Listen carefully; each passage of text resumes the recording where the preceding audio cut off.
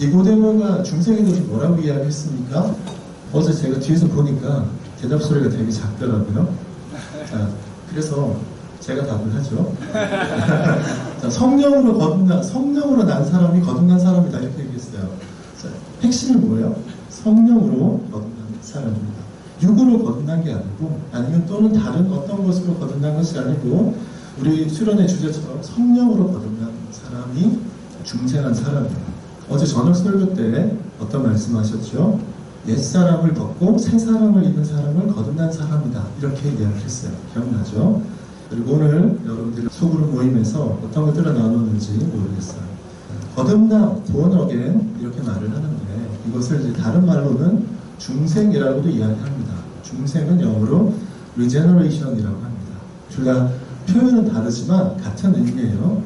여러분, 어제 우리가 이 거듭남에 대해서 많이 이야기를 듣고 많이 생각을 했을 겁니다. 여러분, 내가 옛사람에서 새사람으로 바뀌는 그 전환이 여러분 각자 생각해 보세요. 내게 일어나 있습니까? 나는 옛사람입니까? 새사람입니까? 여러분, 나는 새사람이다. 이런 마음이 마음속에 확신으로 이렇게 고백할 수 있습니까? 여러분, 나는 옛날에는 죄의 종이었지만 이제는 의의 종이다. 여러분 고백할 수 있습니까? 옛날에는 마귀의 자식이었는데 이제는 하나님의 자녀다. 여러분 이렇게 고백할 수 있습니까? 옛날에는 영적으로 죽어 있었는데 이제는 영원한 생명을 얻었다. 이렇게 여러분 고백할 수 있습니까?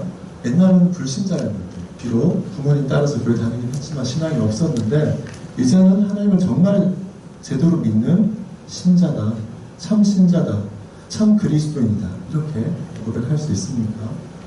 독수리학교에서 6년간 있는 동안에 여러분이 해야 될 가장 중요한 일은 바로 이것에 대한 확신을 여러분이 갖는 것입니다. 우리 선생님들이 정말 헌신적으로 6년 동안 여러분들을 교육하고 도와주기 위해서 정말 많은 수고를 하겠지만, 선생님들이 그 많은 수고보다도 여러분이 하나님이 거듭나게 하시는 이 역사를 여러분이 체험하기만 하면 그 선생님들이 한 노력보다 훨씬 더 크고 놀라운 결과를 여러분들이 모두 경험하게 될 것입니다.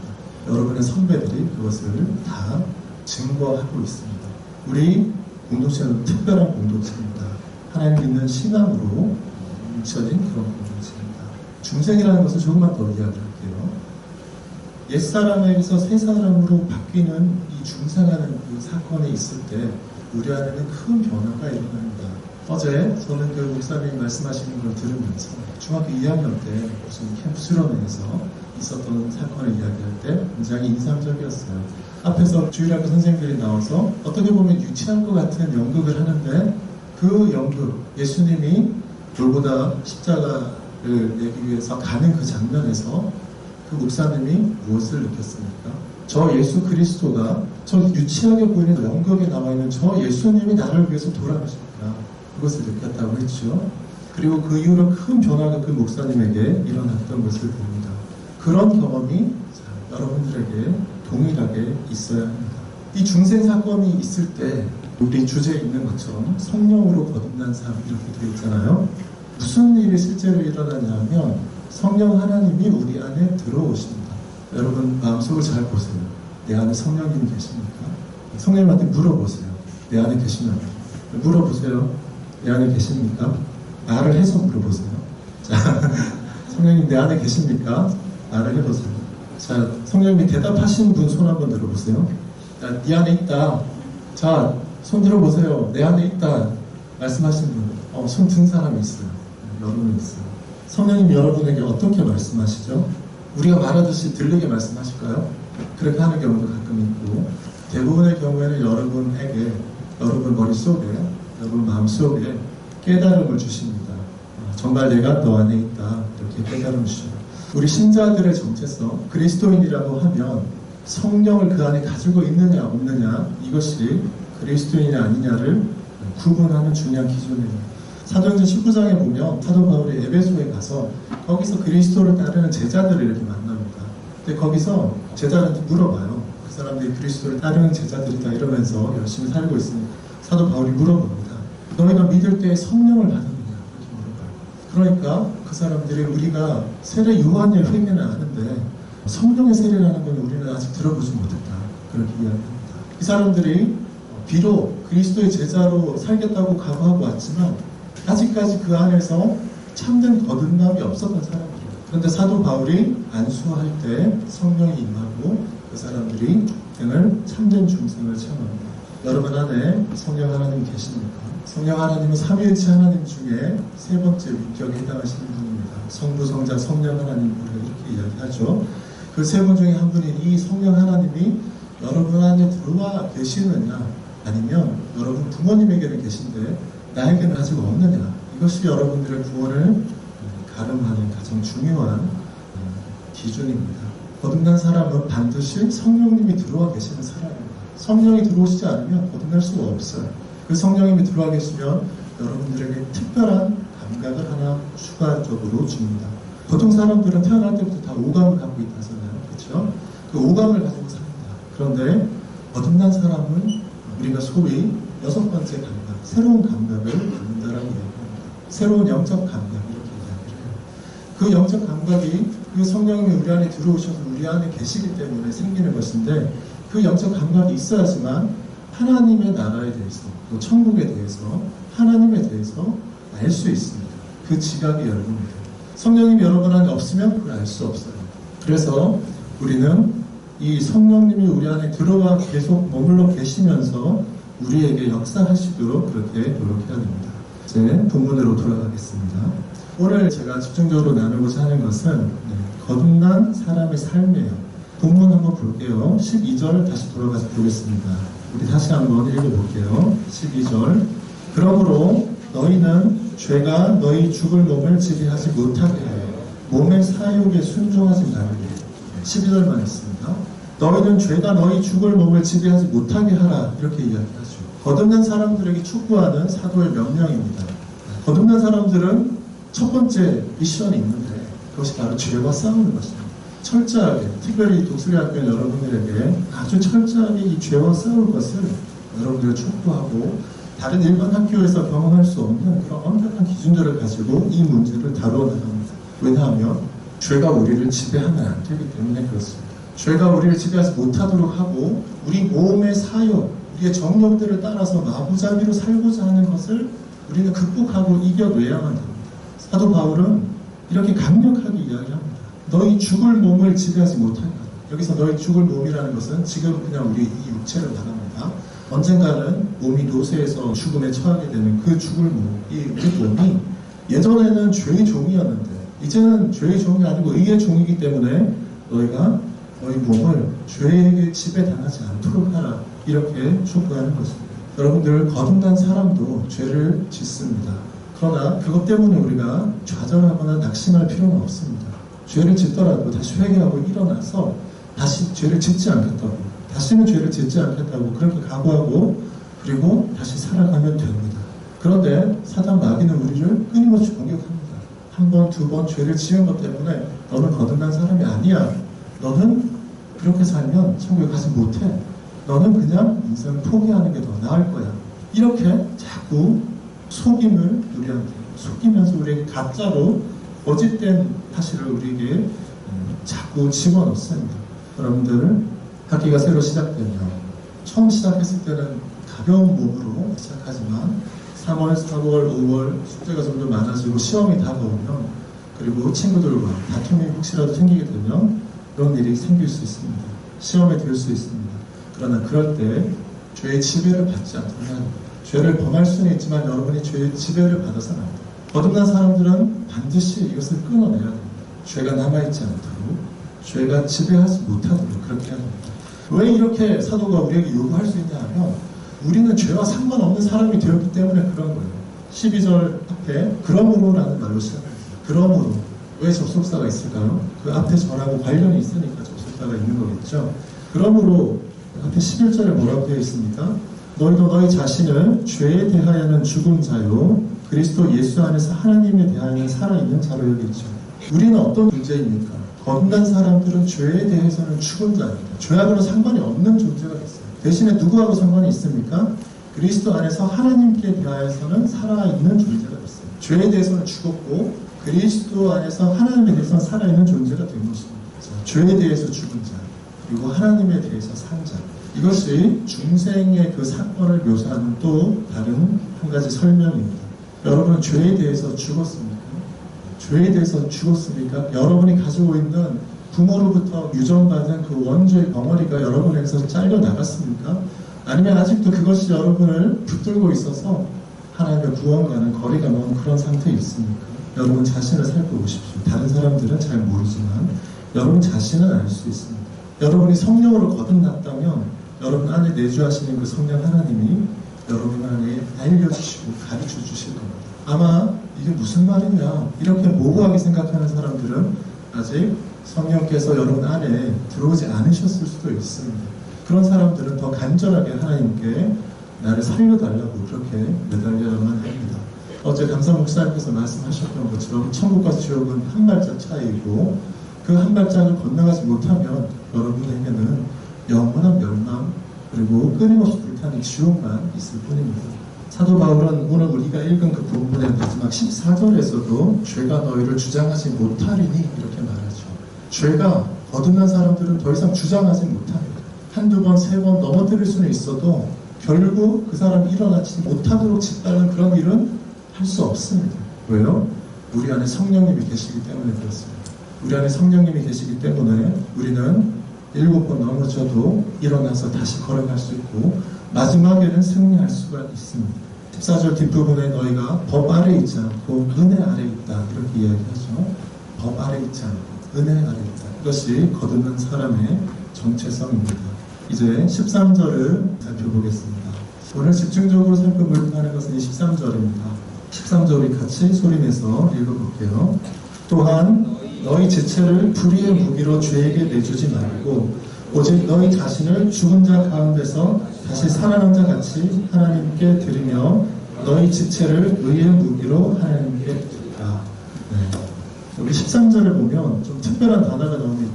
어떤 단어가 눈에 띄죠? 저는 보니까 무기라는 말이 눈에 확 띄었습니다. 남자라서 그런지 무기라는 말이 눈에 확 띄었어요. 첫 번째 13절의 앞부분에 보면 불의의 무기로 죄에게 내주지 말고 이렇게 되어 있죠. 불의의 무기. 우리를 불의의 무기로 드리면 안 되겠다 이런 생각을 할 수 있죠.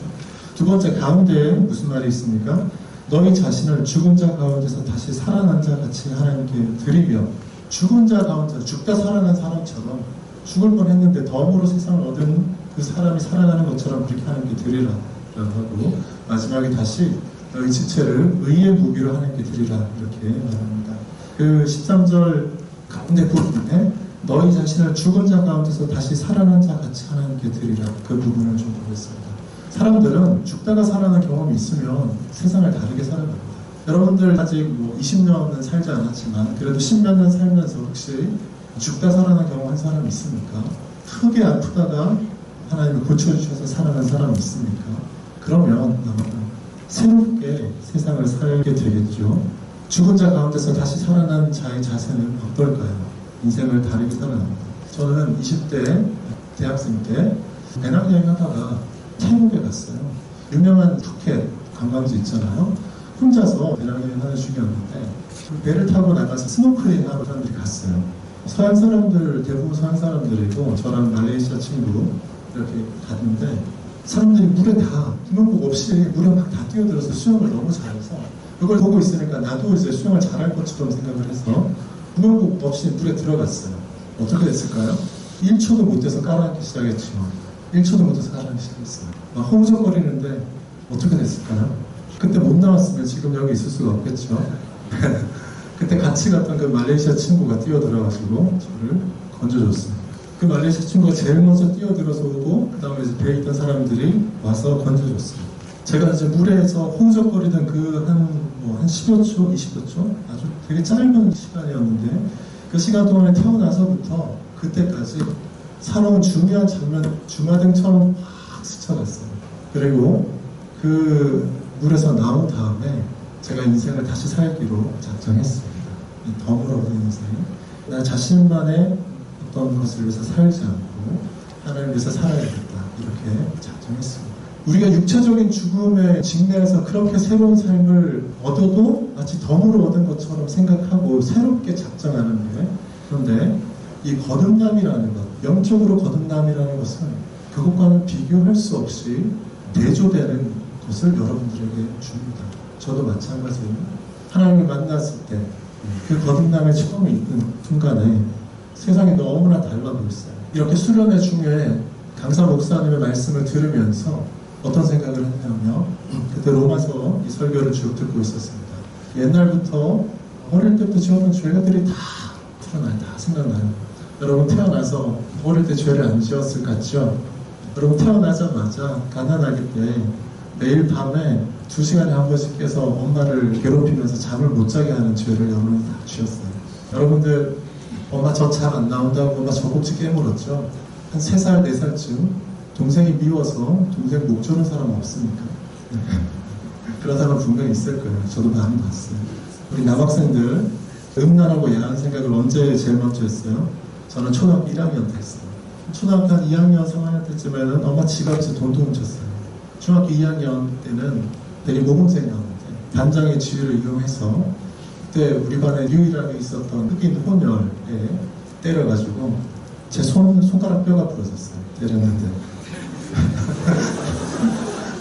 벌 받았죠. 그 무수한 죄들, 제가 가벼운 것들만 이야기를 한 것이고 그 무수한 죄들이 다 드러나고 하나님 앞에 드러나니까 견딜 수가 없고, 그런데 그 모든 죄, 근데 그런 모든 하나하나의 범죄들이 드러나는 근원이 되는 큰 죄 덩어리가 우리 속에 있어요. 그것을 원죄라고 합니다. 아담과 하와로부터 물려받은 죄, 여러분의 어머니와 아버지로부터 물려받은 죄, 그 죄 덩어리가 속에 깊은 데 있으면서 그 깊은 데 죄 덩어리가 있기 때문에 거기서부터 죄악된 행위가 하나씩 나올 수밖에 없어요. 그렇게 비참한 인생을 살았던 것을 다 보여주시고 처절하게 절망하게 하시고, 그런데 그게 끝이 아니고 하나님이 회복을 시켜주시는 겁니다. 덤으로 얻은 생명이에요.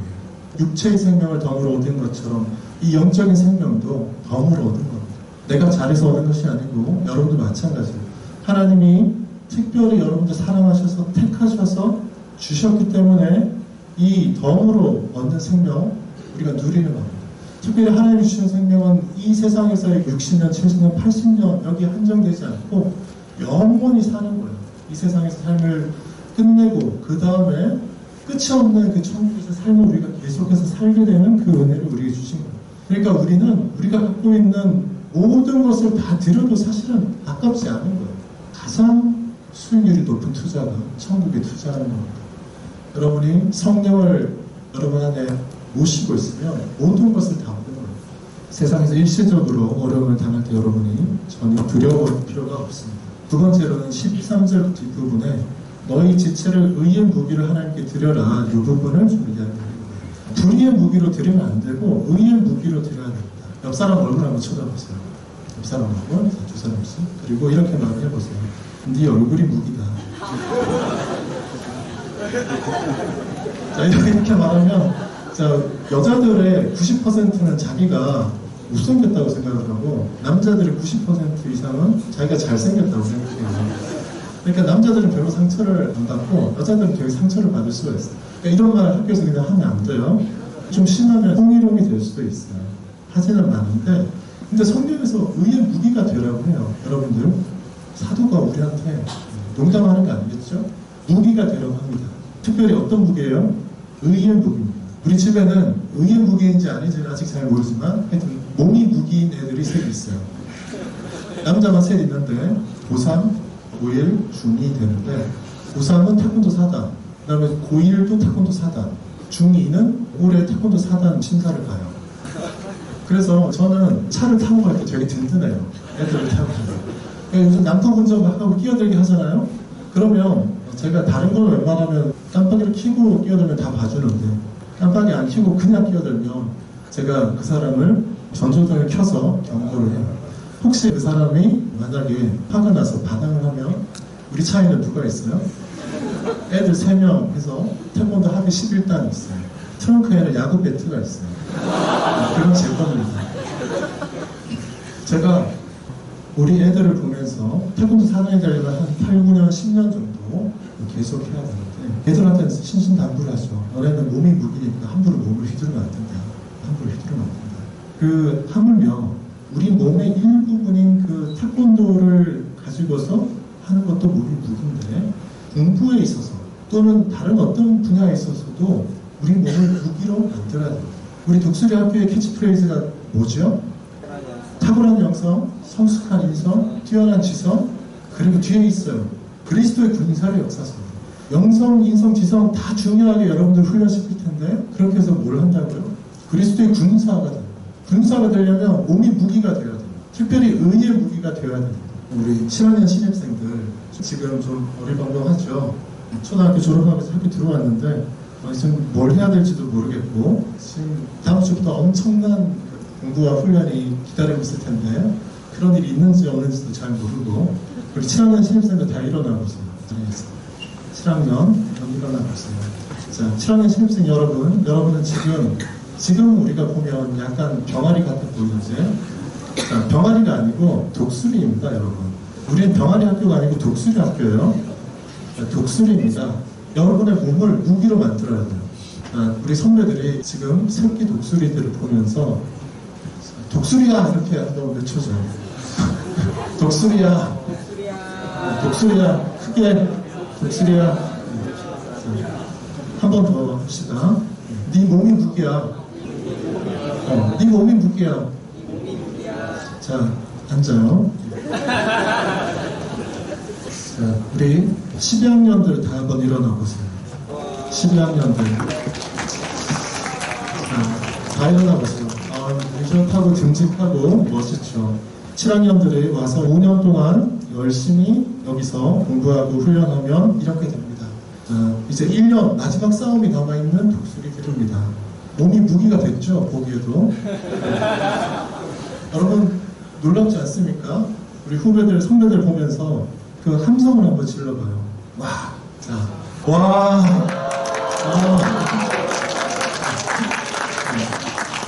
자, 몸이 무기다 이렇게 말해보세요. 몸이 무기다. 자, 지금까지 잘 갖춰졌지만 마지막 1년 동안 정말 상상할 수 있는, 여러분들이 상상할 수 있는 최고의 공격력을 갖춘 무기들을 여러분들이 다 갖출 수 있기를 바랍니다. 자, 앉으세요. 우리 옆 사람들에게 말을 합시다. 자기 자신에게 말을 해보세요. 내 몸은 의의 무기다. 옆 사람에게 말하세요. 네 몸도 무기다. 우리 몸을 의의 무기로 하나님께 드려야 됩니다. 이번 학기에 여러 가지, 우리가 살아가는 것에 있어서 여러 가지 사실은 구체적인 게 너무 많지만 다 말하면 우리가 기억할 수 없어요. 그런데 한 가지 제가 이번 학기 여러분들에게 도전하고 싶은 것은 여러분들의 몸을 최고의 병기로, 최고의 의의 무기로 만들려는 것입니다. 마귀는 우리가 이런 의의 무기를 들이지 못하도록 계속해서 여러분들을 방해할 것입니다. 그렇지만 열심히 맞서 싸우십시오. 제가 예전에 중앙대학교 연극영화학과 입시 면접 심사하는 번 참가한 적이 있어요. 여러분들 준비를 잘 해야 됩니다. 그 수많은 사람들이 지원자가 됐어요. 중대연극영화과가 그 전공에서는 잘 나가는 학교입니다. 교수님들이 몇 분 앉아서 평가를 하는데 학생들이 들어오면 또 한 짧은 몇 분 동안 자기가 준비한 춤이나 노래나 이런 거를 딱 보여줘야 됩니다. 그런데 이 심사위원들이 들어오는 학생들 제가 보기에는 괜찮은데 점수를 잘 안 주는 거예요. 웬만하면 30점, 40점 주고 괜찮다 생각되는 애들을 또 한 60점, 70점 이렇게밖에 안 주더라고요. 이 사람들 되게 짜네 이렇게 생각하고 있었죠. 그런데 어떤 여러 명의 학생들이 지나가고 어떤 한 학생이 딱 들어왔어요. 그 학생이 딱 들어오니까 교수들의 의자에 뒤에 이렇게 젖혀져 앉아있던 사람들이 그 학생이 딱 들어오니까 갑자기 몸을 탁 세우면서 앉았어요. 이 학생이 딱 이 넓은 공연장에 가운데 딱 서니까 딱 들어오자마자 이 공간이 환해지고 풍광이 있는 거예요.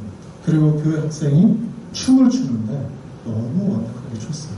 교수들이 거기 평가지에다가 다 95점, 98점 이렇게 다 썼어요. 그 학생은 미스 코리아 출신이었어요. 그러니까 얼굴만 봐도 일단 압도되는데 춤도 너무 잘 춰가지고 거기서 독보적으로 통과를 하게 됐습니다. 여러분들이 각자 나름대로 자기의 그 부르심의 영역에서 그런 무기를 갖출 수 있기를 바랍니다. 여러분들 공부하는데 약간의 도움이 될지 아니면 부담이 될지 모르겠지만 제가 옛날에 공부한 이야기 잠깐만 할게요. 저는 중학교 1학년 시작하면서 우리 어머니가 중학생이 되면 12시까지는 공부를 해야 된다. 그래가지고 중학교 시작하면서부터 저녁 먹고 7시부터 12시까지 5시간 혼자서 공부를 했습니다. 열심히 공부를 해서 중간고사를 더 보니까 전교 1등을 했어요. 제가 그러고 나서 알았는데 그 당시에는 밤 12시까지 공부를 하는 중학교 1학년생이 없었어요. 전교에 아무도 없어요. 학원 다닌 것도 아니고 혼자서 그렇게 한 거예요. 그 당시에 이제 프로야구가 새로 시작했어가지고 가끔 야구를 보긴 했지만, 근데 처음에 그렇게 하니까 1학년 1학기 때 그런 식으로 하니까 1학년 2학기에도 그렇게 하고 중학교 3학년까지 뭐 누가 학교를 공부하라 이런 건 아니었지만 요즘 흔히 유행하는 자기주도 학습 한 거죠. 신학년들 잘 들어요. 저는 1학년 때부터 저는 7시부터 12시까지 5시간 공부를 했어요. 저게 사람이냐 이렇게 생각 들겠죠. 맞아요. 우리 애들도 어떻게 5시간 공부할 수 있나. 우리 막내는 중학교 1학년 때 2시간만 공부를 했는데 그것도 버거워했어요. 그런데 7시부터 12시까지 하니까 천하무적이었어요. 중학교 3학년 6개 학기 6개 학기 전부 전교를 했어요. 자, 그렇게 하면 돼요. 자, 그렇게 하면 자, 이게 자기주도 학습이에요. 우리 학교는 자기주도 학습이 중요하고 그게 가능하다라는 걸 얘기합니다. 10학년들에게 우리가 도전할게요. 아니 중학생 때도 12시까지 했는데 고등학생이 되어가지고 12시까지 하면 안 되잖아요.